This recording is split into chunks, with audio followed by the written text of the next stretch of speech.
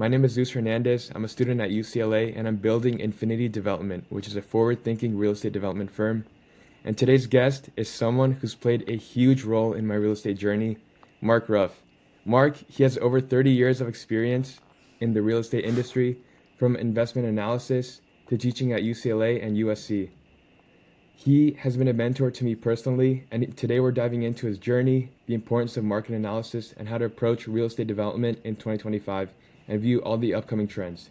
So, Mark, welcome to the podcast. I'm very delighted to have you, and we can start off with your background, how you got started in real estate, and let's commence.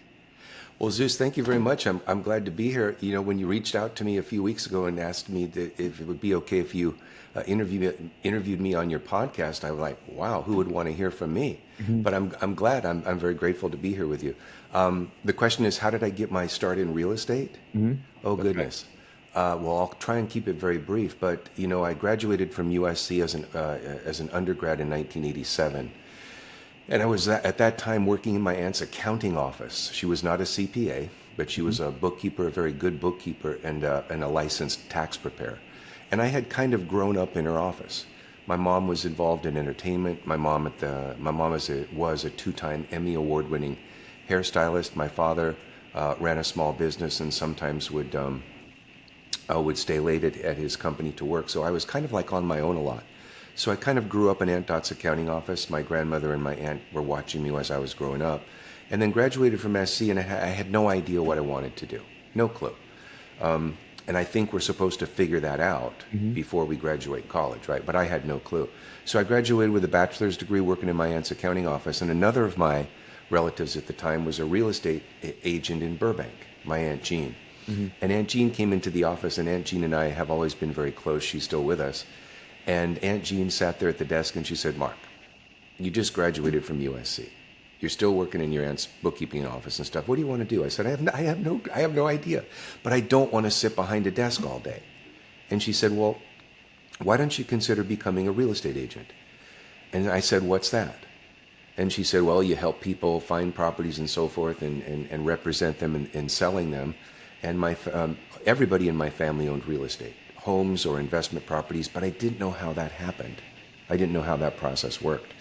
So I went and got my real estate license, became a licensed salesperson in 1988, achieved some relative early success in sales, and then I got the kind of the itch to explore this thing called real estate development.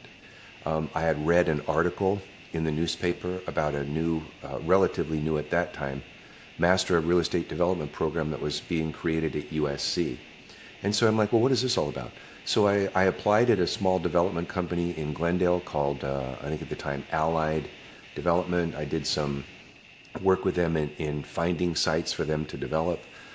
They built condominiums and townhomes. So I kind of got the itch for real estate development.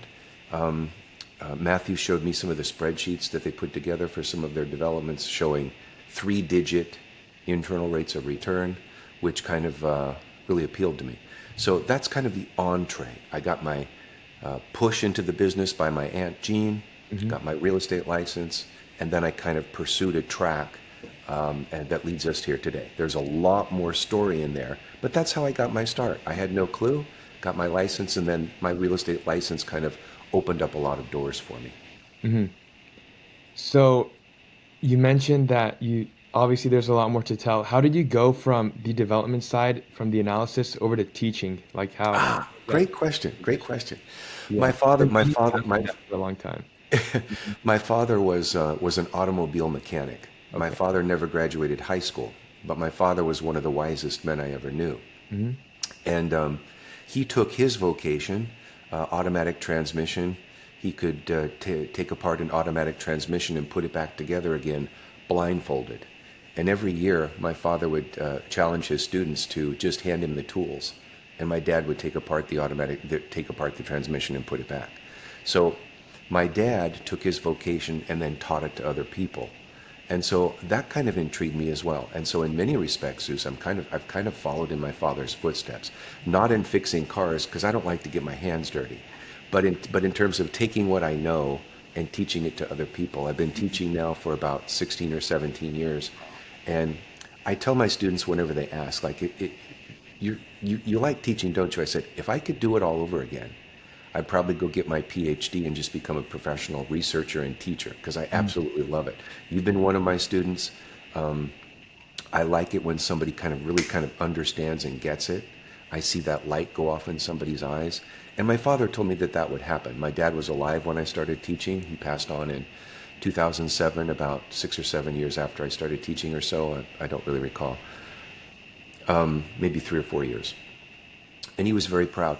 So that's kind of why I went that way. I enjoy it very much. I've reached a point in my career where I can kind of step away and do what I really desire to do, and that's what I like to do. That's teaching. That's Yeah, amazing. it's I a lot of fun. Yeah. So obviously with real estate, we have that time freedom to obviously then pursue different passions and what we truly want to do in life. So you mentioned to me that you got your start in sales in the late 80s. Yeah. How have you seen the evolution of the real estate market since the late 80s up until where we are today? Wow. How much time do we have? That'll take a long time. Open-ended question. The real estate market. Well, there's various pieces in there to kind of unpack. I think from the home buyer's perspective, things are changing. Fee structures are becoming unbundled in the industry. On the brokerage piece, there was a big lawsuit that was decided, I guess, a year or two ago. It's under appeal, but the buyer is going to have to pay for their own brokerage fee, Yeah. and the seller pays for their own brokerage fee, which makes perfect sense. In terms of in terms of development, subdivisions and so forth, the developer is now, and has been for quite some time, having to shoulder most of the cost of the infrastructure that's needed to support the development in the first place. And I teach this in my development class, you're one of my development students, most cities and counties in the United States are absolutely flat broke. And so they want development because it helps increase property values, which increases property taxes. They want development so that there are homeowners there who are spending that disposable income in trade areas in the city. So that helps the city grow, that helps finance other infrastructure, but they're broke. And so there was the creation, as you know, of the Melrose Community Facilities District here in California, where the developer floats bonds, raises money to pay for the infrastructure for the subdivision. And then, of course, that cost is ultimately passed on to the consumer. I was part of Arthur Andersen's real estate capital markets group many years ago when there still was an Arthur Andersen. And the Phoenix Home Builders Association had retained us to determine what percent of the average new home in the Phoenix market is because the cost of it is due to regulation. And what we determined was that at that time about 26% of the cost of a new home in Phoenix was because of regulation. And when you roll that into a 30-year loan with interest and so forth over the life of that loan, we discovered that the average new homeowner in Phoenix at that time, early 90s, early to mid 90s, over the life of the loan would pay about $200,000 just because of the layers of regulation.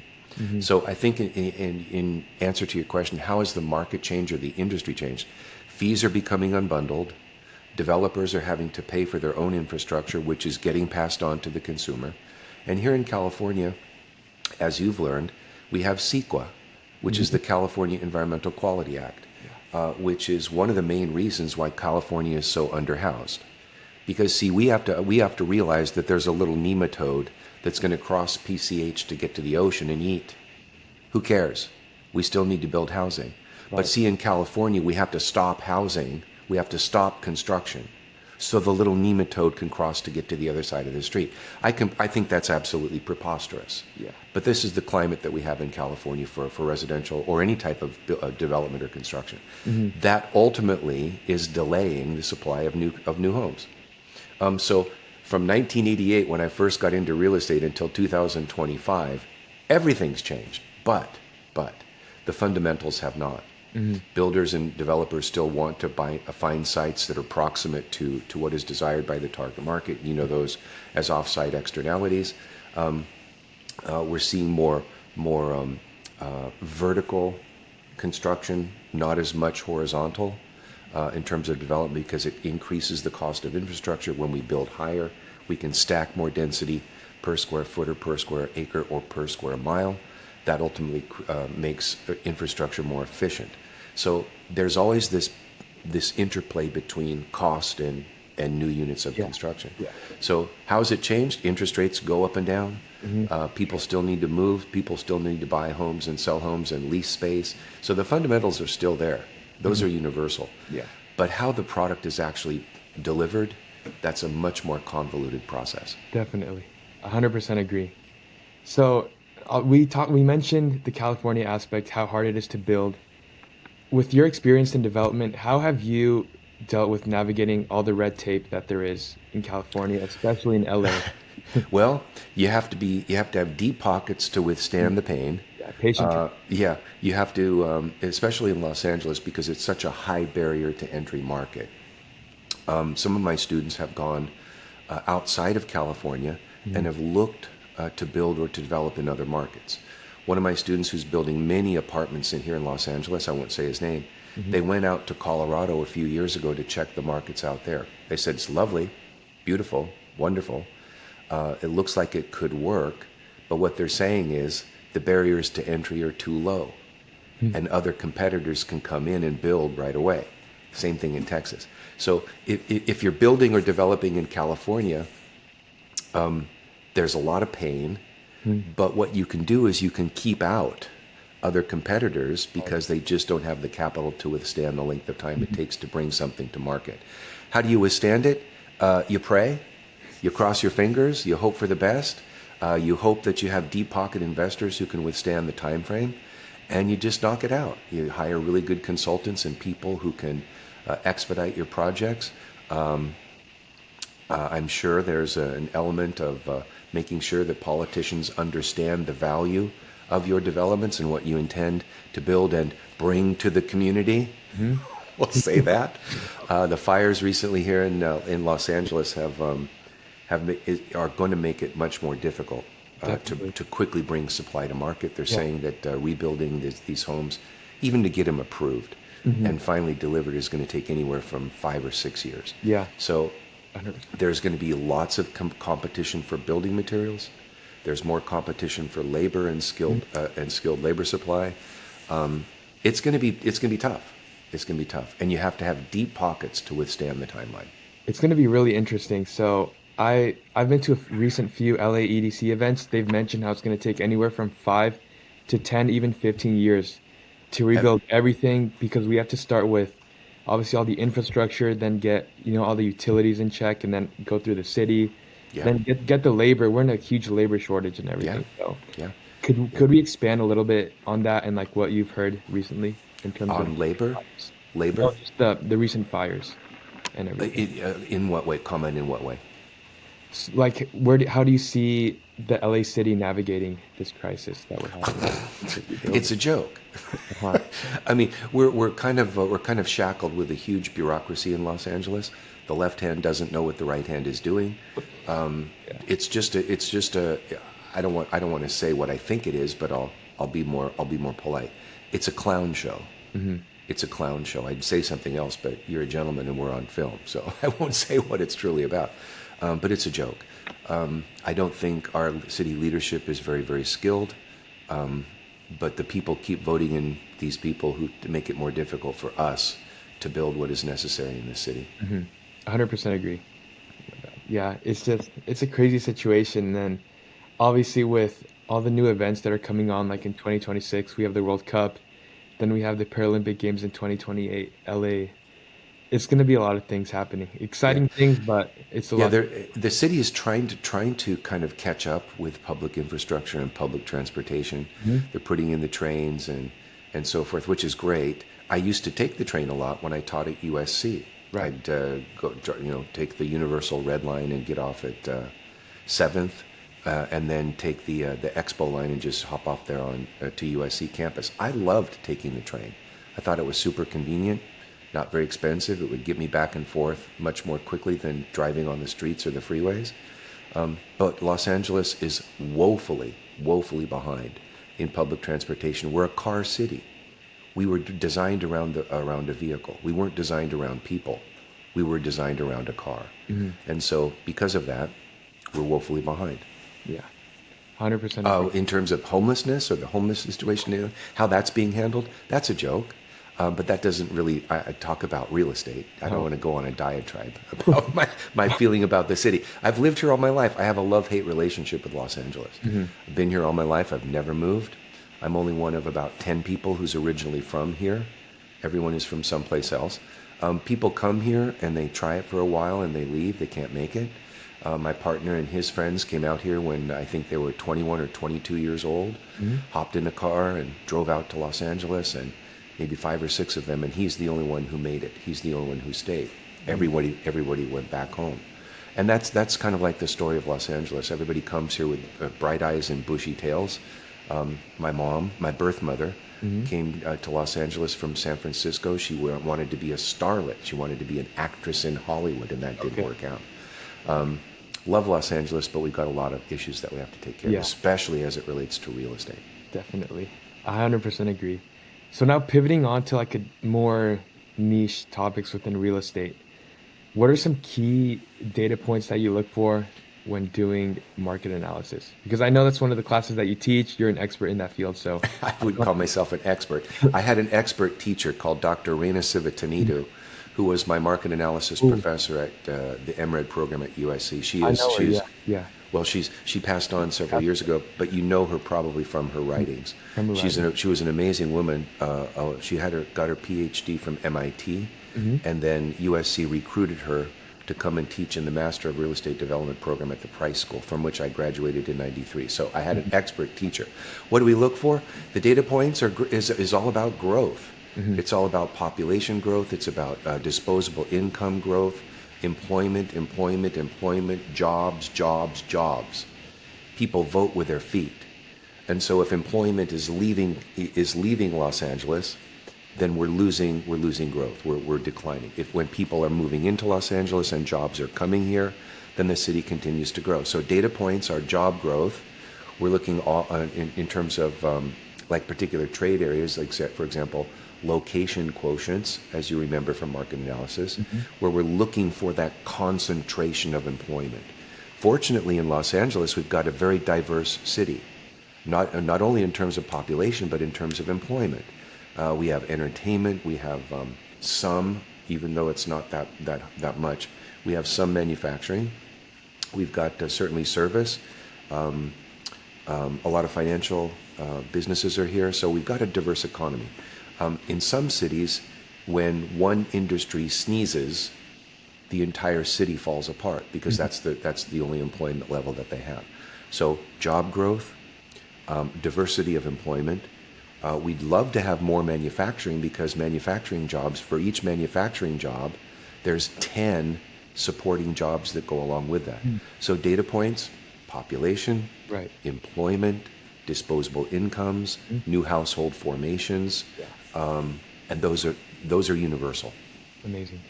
Yeah. LA definitely has its own specific niche submarkets within the entire Yeah, very which is much so. why Different trade areas and neighborhoods and sections of town. You know, they've said that Los Angeles is kind of a city of maybe 50 different communities looking for a city. wow. Looking for a city. Oh my God. 50 different communities groping for a downtown.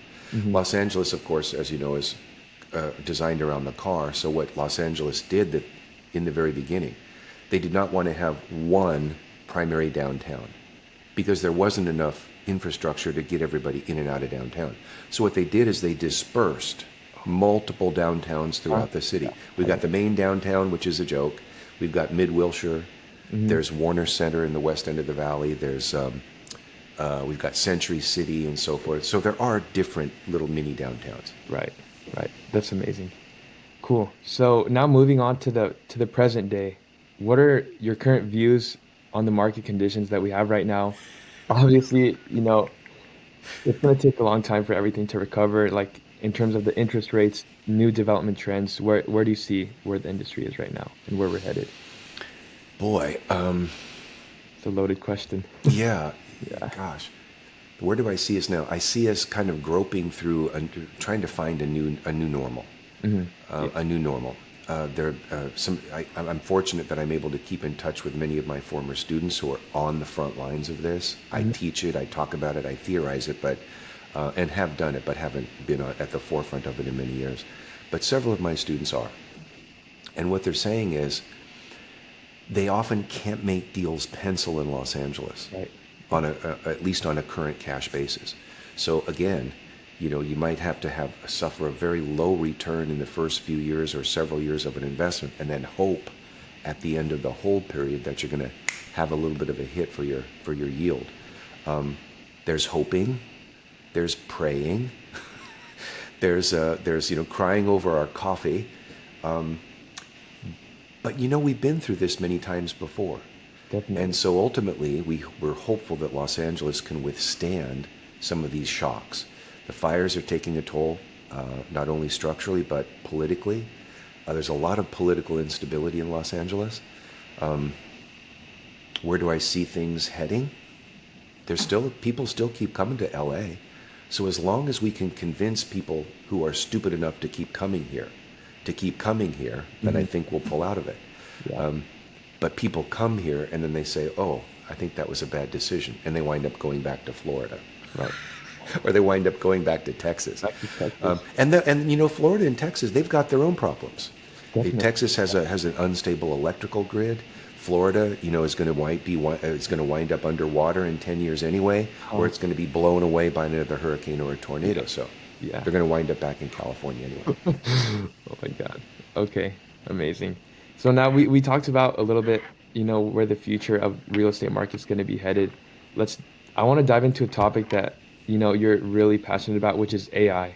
Yeah. How it like, what do you see the future of AI being in real estate in terms of development, and where do you see, the future of it going? Oh my gosh, what a great question. First of all, now you've really lit up my smile in my eyes, because I love talking about artificial intelligence and how it's really kind of impacting real estate.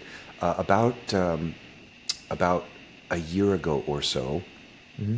with kind of people talking about AI and what is this thing, and I'm kind of like, this is all new to me. So I did a little bit of a deep dive about a year ago, and up started to pop up some applications, some apps that kind of utilize artificial intelligence, calendaring and task management.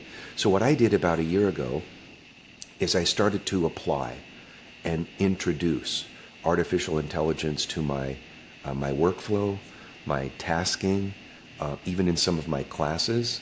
I'm using artificial intelligence in terms of my presentations and coming up with really whiz-bang PowerPoints that are not boring anymore, like they used to be when I make them from scratch.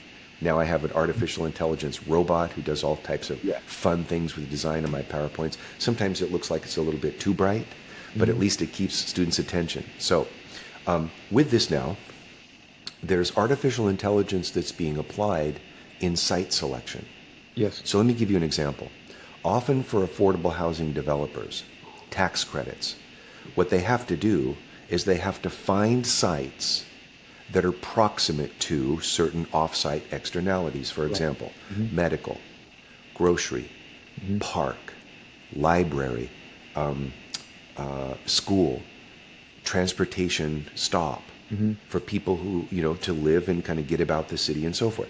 And so the traditional model was for the real estate developer, the affordable housing developer, to receive an offering memorandum from perhaps a broker. And then what we would do, and I was the director of acquisitions for AmCal for Hmm. several years, what we would have to do is we would have to map out how far the offsite externalities were from the site. Okay? Now what's happening is the artificial intelligence robot is finding the site that is already within those distance parameters. So it takes the acquisitions model and it completely flips it on its head.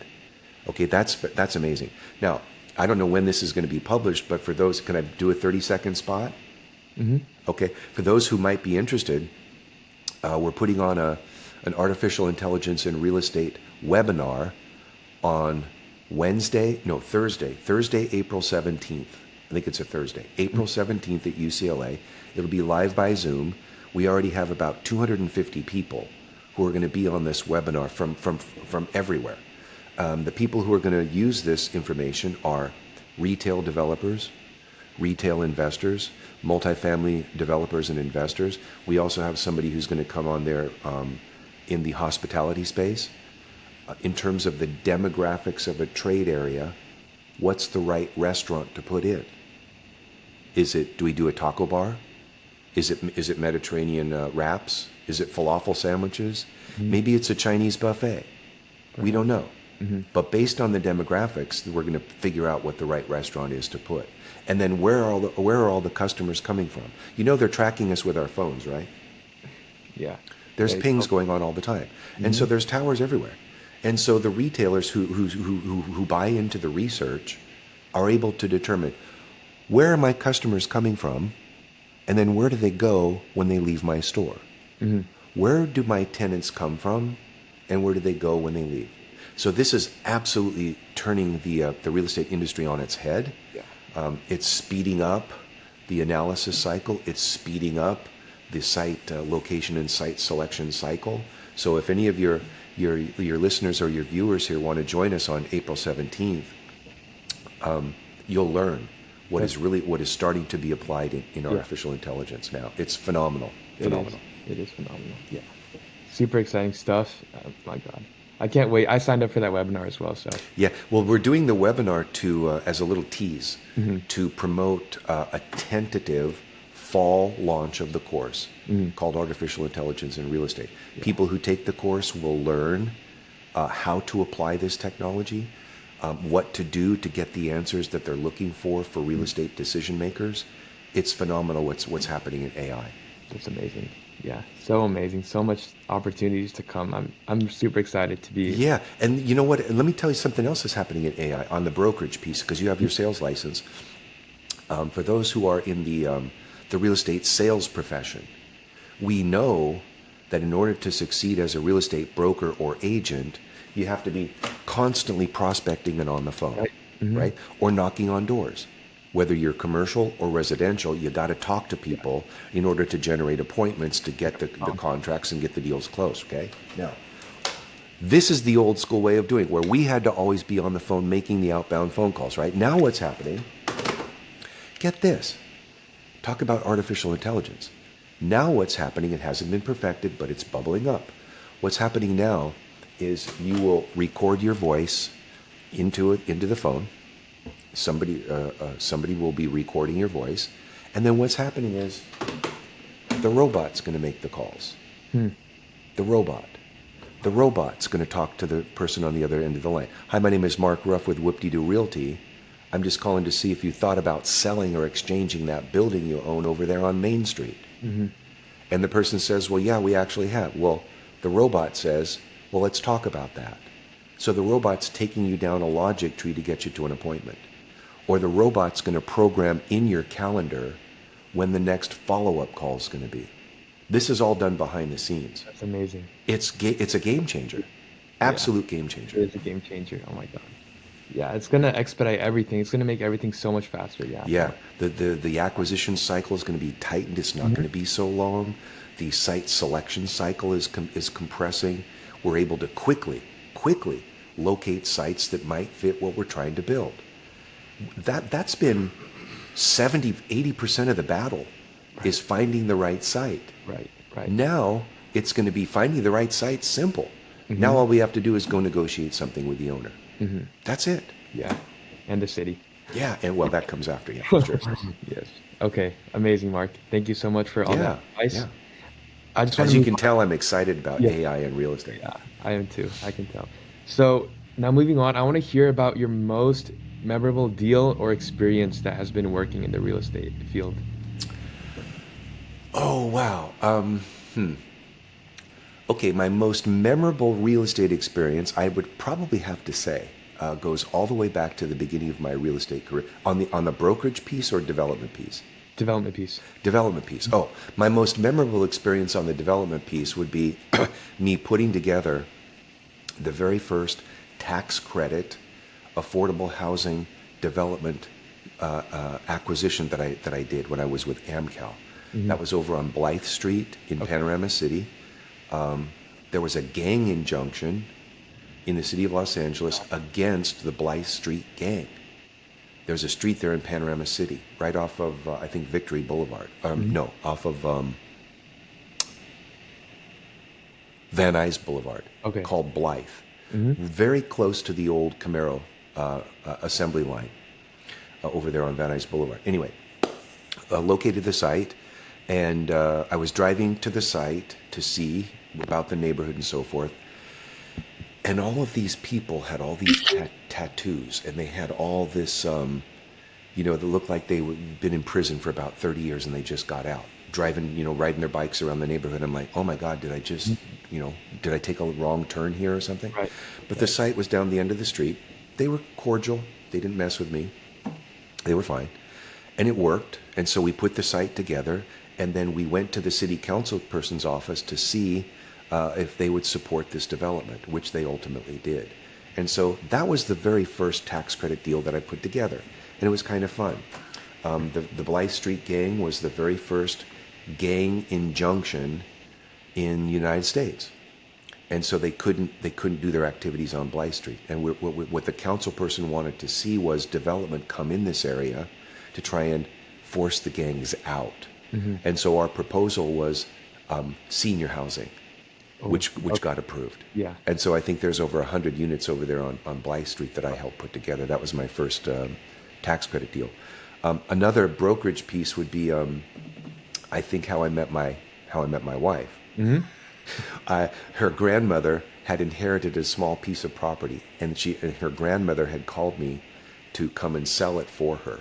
Okay. And so my client was my ex-wife's now grandmother, and that's how I met my wife, through this real estate deal.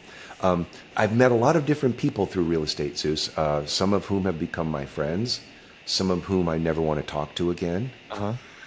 But that's just life. Yeah. And it's been an amazing ride. I've loved every single moment of it. What else? What's happening in the future of real estate? I think the artificial intelligence piece is really coming on strong. Mm-hmm. Developers are always very sensitive to financing. They have to raise equity. And the entitlement process is just too long. Yeah. This is one reason why we're so underhoused. Yeah, definitely. 100% agree. Thank you, Mark, for that. Now for the last question that I have for you is, what would be the best piece of advice that you could give to a young professional who's entering the real estate market in today's day and age? Okay. How can they succeed? Yeah, well, see, real estate is such a big silo. You can kind of split this down into different buckets. I think if somebody like you and I, we kind of got our starts here on the sales side, on getting a real estate license. On the brokerage piece, keep in touch with what's happening with artificial intelligence on the prospecting side. The robots are going to start doing your prospecting. Right. On the development side, constantly be looking for new equity. There's always constant need for money raised from investors. On the construction side, it's just operationally efficient or effective. On investments, there's not been any downward pressure in rents in Los Angeles in many years. I mean, even though we've got difficulties in the city, vacancy rates on average, are still around 2% throughout the city. Yeah. In some markets, vacancy rates are higher, and in some markets, vacancy rates are even lower. If I were a tenant trying to look for an apartment, good luck. That's very difficult. On the operations side, if you own a building, for example, if you own an apartment building, there's this thing called, I don't want to push any companies, but there is this operator who has a way for tenants to go online and request repairs. And then what happens is there's a chat bot. For example, the tenant files a service call, a complaint with a property management company, and then the chat bot said, like, for the heater. And the chat bot goes, okay, well, is the heater on? Yeah. Okay, well, have you paid your gas bill? Yeah. Well, check the pilot light. Is that on? So even before we send out somebody, we kind of have an idea of what we're dealing with. That cuts down on operational inefficiencies. Yeah. There's so many fun things happening in real estate that you always have to keep up with it. You always have to keep up with it. To give you an example, I'm building this course now for the fall called Artificial Intelligence in Real Estate. We were supposed to launch it this spring. I said, no, I'm not ready. So we pushed it back to the summer. And then a couple of months ago, or 3 or 4 months ago, there were so many new things happening with AI. I said, I can't keep up with it. I said, there's no way I'm going to have this course ready for the summer. Yeah. So we pushed it back to the fall. So this is what everything changes so rapidly. It's tough to keep up. Yeah, You just have to stay on top of everything. definitely. Well, yeah, it's super exciting. I can't wait to see where the future of real estate goes. So I'm excited to be born in this age. Yeah, well, listen, you give me great hope Hmm. because you're young, you're still an undergraduate. I'm old and gray, and it gives me great hope to see people who are so interested and excited about what's going on in real estate. That gives me great hope. Awesome. Well, yeah, awesome, Mark. Thank you so much. It's been a pleasure. I'm sure all our listeners are going to find this super helpful and super valuable. So it's been a real pleasure having you on, Mark. Oh, you're very welcome. It's Yeah. my pleasure to spend time with you today. Good to see you. Thank you. So if you all enjoyed this episode with Mark, you guys stay tuned. We have many more episodes coming up, and be sure to follow me on all my socials. Be sure to follow Mark and stay up tuned for his upcoming webinar, and be sure to take his course in the fall. And until next time, you guys, God willing, primeramente Dios. Thanks, Zeus. Good to see you. Sure. Thank you.